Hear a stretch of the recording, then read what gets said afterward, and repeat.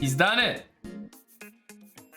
What a guy. That wasn't the cleanest conversion, but you know what? Hey, I was down a piece fighting on the back foot. But like I said, CMs and NMs, they're light work, man. You know,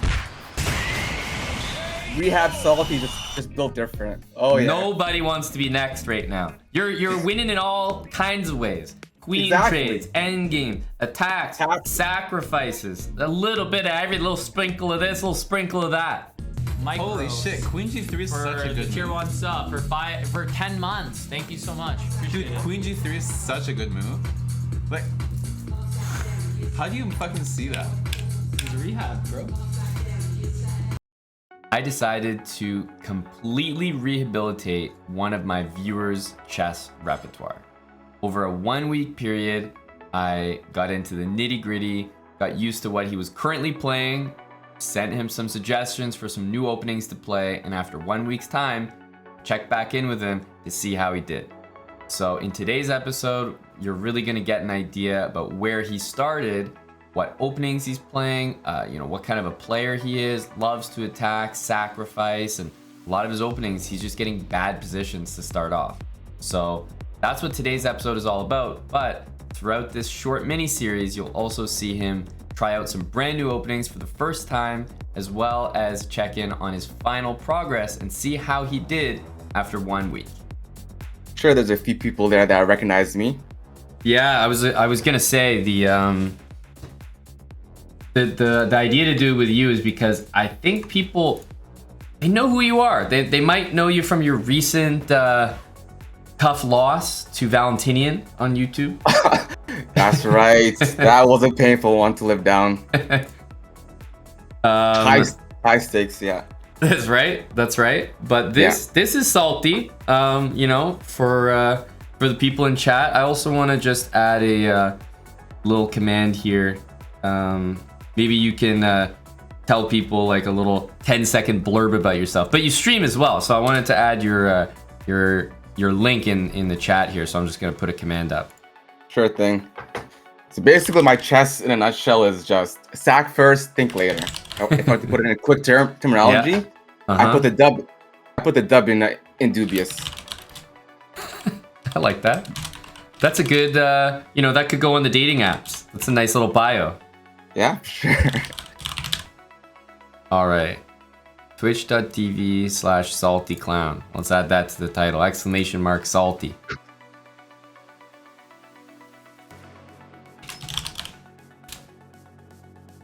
There we go. All right, sack first, think later. Absolutely. That's what you've been doing right now. And I mean, you stream a lot. You play a lot of chess. I've seen you literally do like 1,000 game sessions at a time. So you're a grinder. Yes. And when I see someone who's able to do that, to be honest, I see someone that has the potential to improve at chess. Anyone who can sit there and play 1,000 games and something. I mean, when you fail the bishop and bishop checkmate and get banned from the stream, I mean, you'll sit there and you'll do the checkmate until you can do the checkmate perfectly. So it's like, I feel like when you set your mind to something, you can do it, which is like a very good skill to have as a student. For sure. You know? So I just feel like, there's a little bit of untapped potential there, but unfortunately, I got news for you. You're gonna have to have a lot less fun. Oh no. I knew this. You're not gonna have a good time. You're probably having a good time right now, but not anymore. I'm basically trying to put you on like a probation period. Yeah. Yeah, that's the idea.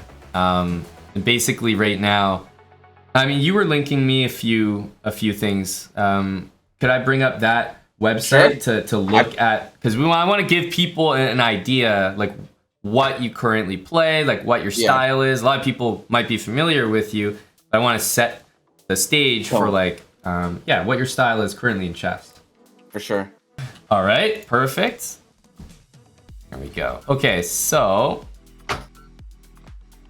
this is, wow, 81,000 games. Do I see that right? Yes. 81,000. You guys see that right there? Damn. That's a big sample size. So when we see that you played something like, 50% of the time or 70% of the time, that doesn't just mean you played it a lot. It means like you're the foremost leading expert. I would like in to the think line. so, yeah. For sure. I don't know. I challenge anyone in chat. Like, does anyone have 81,000 games? I don't even have that many games. Seriously, I've been playing chess way longer than you, and I don't even come close to this number. Fun little nugget, I increased by 20,000 in the last 6 months alone. That's when I really stepped on the pedal. Made an active effort to make 100K total games. Wow. That's why I was doing a lot of the 1,000 series. I've done 4 of them so far, and more of them will be to come. Uh-huh. Okay, so yeah, it's clearly been, there's been an uptick recently. Oh, for sure. Gotcha. All this points to the right direction. Like, I feel like you have energy that just needs to be funneled or channeled into the right direction. Exactly. So I'm looking right now at, the classic, the undefeated, right? So this is obviously a staple. So if we look at like... you want to hit black. Oh, is this you with white? Yeah. No. Next to flip the filter? board. Yeah. E5, and this is like how many moves?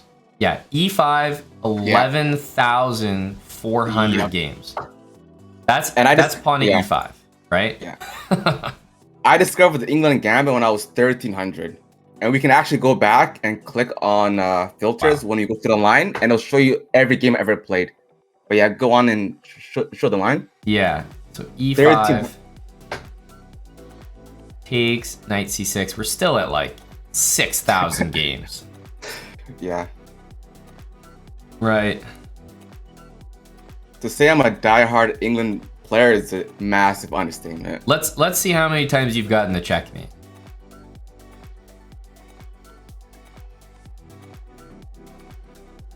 Yeah, 28 times. That's a lot of checkmates. That's a lot, yeah. And not to mention that like 100 games bishop b4, even if you're not getting mate, you're still completely winning here. Like exactly, yeah. Yeah. It's like -5 or something. Crazy. Yep. Okay. So basically, if we look at e5, we can see that against d4, you've played e5 11,000 times. Now the other moves that you've played, and you have an interesting score line there. I think these are still for black and white, right? These aren't for... No, is this in favor of you? Yes, all black. No, Black's I mean, good. so the 53% result, is that me. white's 53 or you 53? My rate. Gotcha. So 53% win rate with e5. Now, when you don't play e5, it looks like you've played d5 before. Like, do you even remember the last time that you haven't played e5? Honest question. Honest answer, every game other than the England was pre-1300 salty. Pre-1300. Like 5 years ago. And your rating rate now, just for comparison, is like around what? I think 1800 right now, but I've peaked at 21. Yeah. Gotcha. Okay. So those would all be pre-1300 games. Yes. Or quite literally, as the chat is maybe suggesting, e6 could just be literal mouse slips. Yes, 100%. There's no other reasoning. Could actually just be mouse slips. Got it. Okay, so we can chalk up 149 e6 moves to a mouse slip, and then every other like d5, etc. So if I asked you, which I am pretty much going to tell you to do, but if I asked you to not play e5 against d4, do you even have a place you would start? Do you have something you used to play? An opening that you even like the setup for? Or are you just clueless? No, like in all seriousness, anything other than England, I'm probably like 1400 strength. Like I'm so bad. My knowledge and grasp of those openings other than England is like so non-existent. Right. I'm like a chicken without its head. Fair. And this isn't like, we're not necessarily exposing you. In actual fact, it makes what you've done a lot more impressive. I mean, you've crested the 2000 mark, which is a rating a lot of people go for in chess.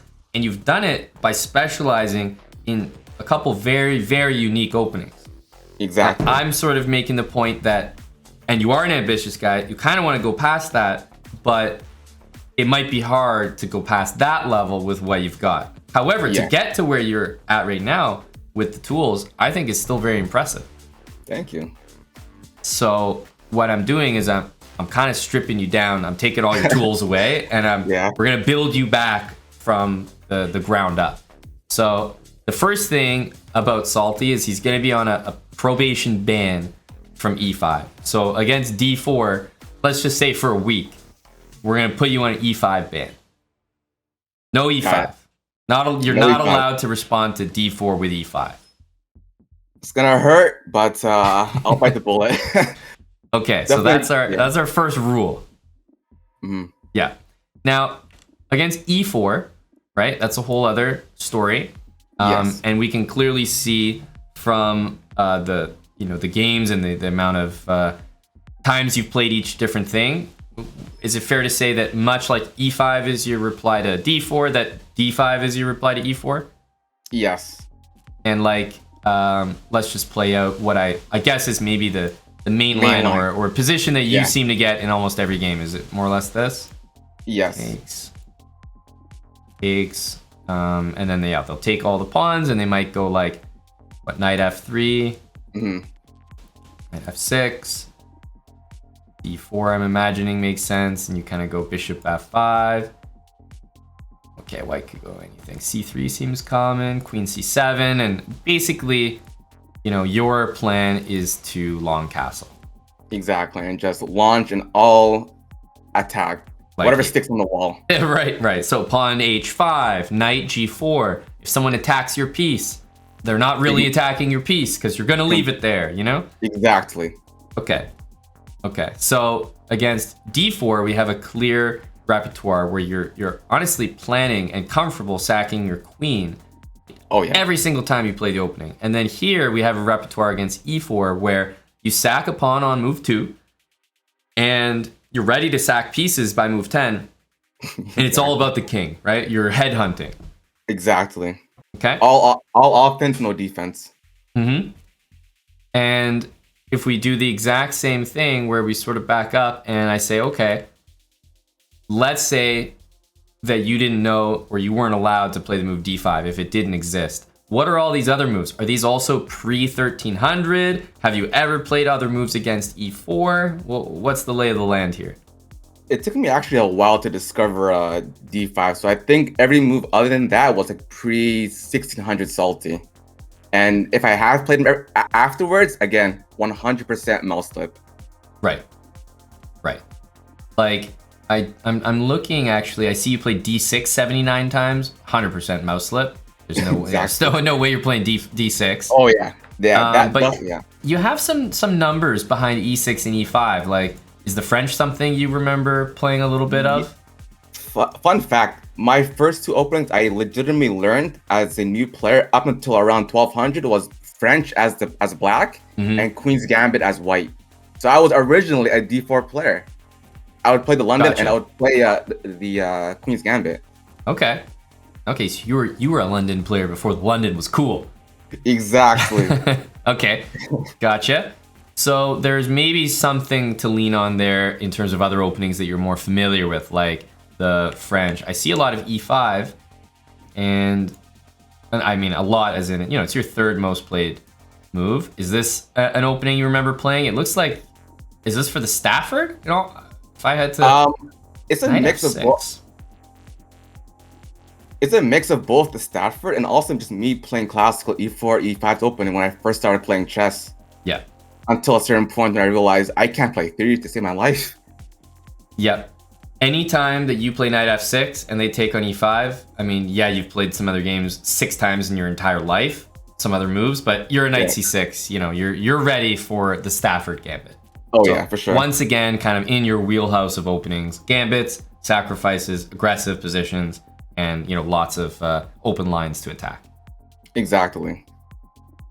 So I think we're starting to create a picture of your chess, and now I want to flip.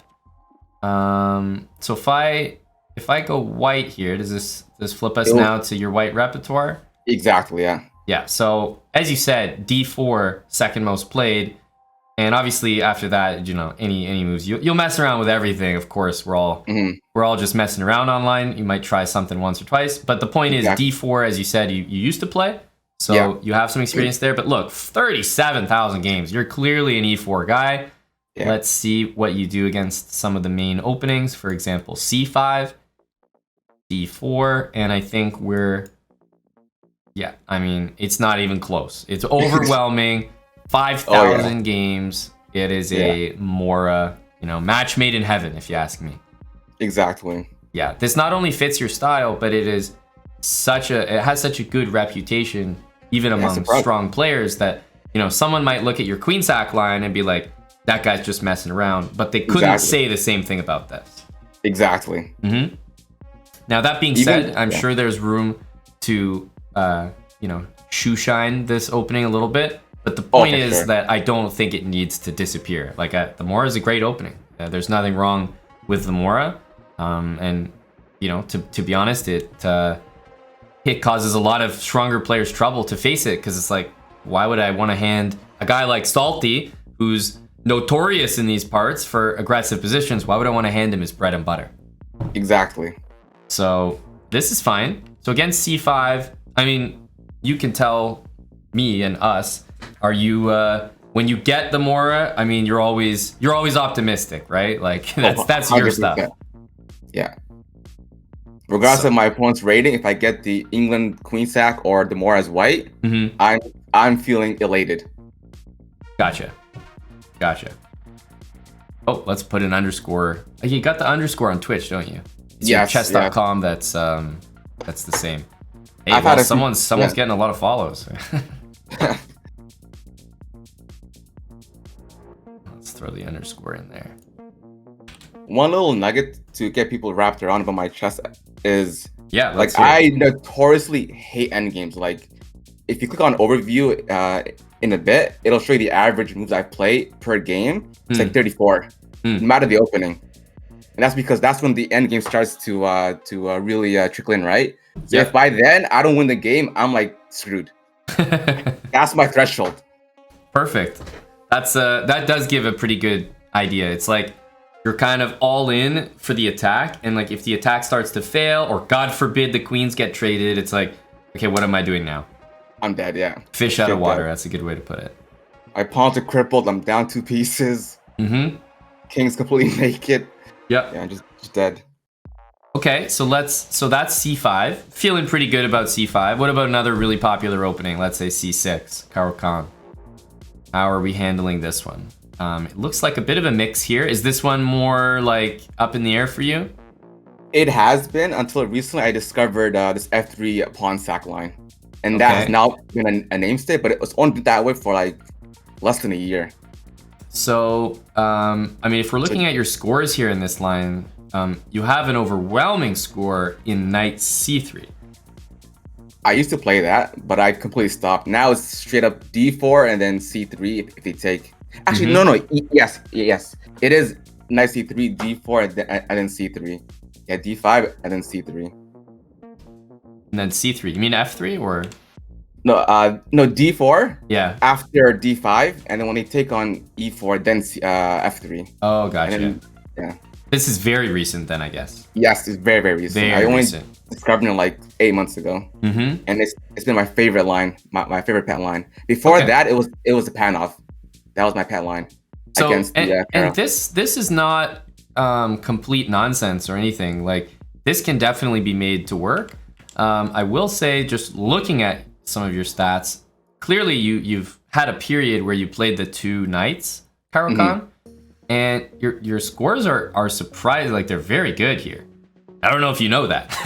I did not know that. Yeah, your scores are very good here. So I don't know if this was like when you were a different rating, but you really are scoring well here. If you click on that search button next to any lines, it'll give you every game I've ever played. And then you can just open up a random link and see what my rating was at that time. Let's say this. It'll open up in another window. I mean, isn't this a guarantee? You beat KNVB in this line. This should be promoted to... This is like #1 variation now. people need to understand half of these wins, actually no, 90% of these wins are against like Czech Minerov or Left Bridge. No, it So, says victory against GMK and VV. Let's call a spade a spade. fair enough. Even a victory against KVNB. I mean, wow. yeah, you're clapping in this line. Okay, so if not d4 against e5, I do see a lot of knight f3 games, so I'm kind of curious what is going to happen here. Knight f3, knight c6, bishop c4. So was there also a, sort of Italian period in your career? Oh yes, there was. There definitely was. I was a big Evans Gambit player. Mm-hmm. And then just randomly just stopped playing it. I couldn't tell you why. Right, so you're not like you don't hate Evans. You didn't like Oh, no. get killed with Evans in some lines and said, okay, I can't play this anymore. It was just, you moved on. I moved on exactly to better and greener pasture. Mm-hmm. So b4. A lot of different moves. Okay, bishop takes. c3. Uh-huh. Interesting. Yeah, it looks like bishop a5. You're scoring pretty poorly against that, but that's about it. Yeah. Everything else is like, you're very happy to see other moves like Exactly. Yeah. bishop c5. Okay, so there's a bit of, you're not all lost on the Italian. Like you have some history there, like an old ex that you might call up again. Exactly. Okay. All right, that's good to know. And maybe, there's other things like the modern fianchetto setups, but those aren't too dangerous. Let's just focus on like the main ones. Probably the last one I'm curious about is e6, the French. What's your go-to setup against this? Honestly, it's just a move by move basis. I don't really have like a setup or a pet line against it. Mm-hmm. So I'm curious myself to see what the You're curious what you play. Exactly. Yeah. Okay, well, I can tell you that you play knight c3, Okay. which definitely suits you. Win hour. So black can play bishop b4, pawn takes pawn, knight f6. So many different types of moves here. Let's say bishop b4, mostly taking, a little bit of e5. If knight f6, bishop g5, bishop e7. Okay, I actually like the way you're playing this. You're not taking closed positions, and I don't know if that's something we've talked about yet, but you mentioned, if it gets to an endgame, you feel a certain way. Yeah. Is it the same with closed positions? Because I think the skill set required to play a closed position, the patience, maneuvering, that sounds a little bit opposite of like the all-in approach that you take to checkmating a king. Every now and then I will, straight up, I love like wide blasted open positions. If it's closed, I just find it absolutely painful and tedious to like maneuver. I will lose the patience and just self-destruct. Right. So something like in the current position, if I play pawn to e5 for white, totally reasonable move, just anti your style completely is what I would say. Yeah. Knight goes back, bishop takes. And these positions are quite fine for white, but they're just not the ones that you usually like to go for. Exactly. If I can avoid it, I pretty much always do. Mm-hmm. So for Maybe example, white might want to play bishop takes, and I would say knight f3 here. Just to like keep things open. I noticed that you usually take and play e5, which is probably the most surprising. Right? Then you're taking and making a closed position anyway. Perfect. Got Salty in here. All right. So, good to see Eric in the chat. We're just Eric. We're just trying to give our boy Salty some tools to work with here. Maybe get him away. Maybe start him without a material deficit on the first 5 moves. That's going to be our initial goal. That's definitely going to be huge. A tall task.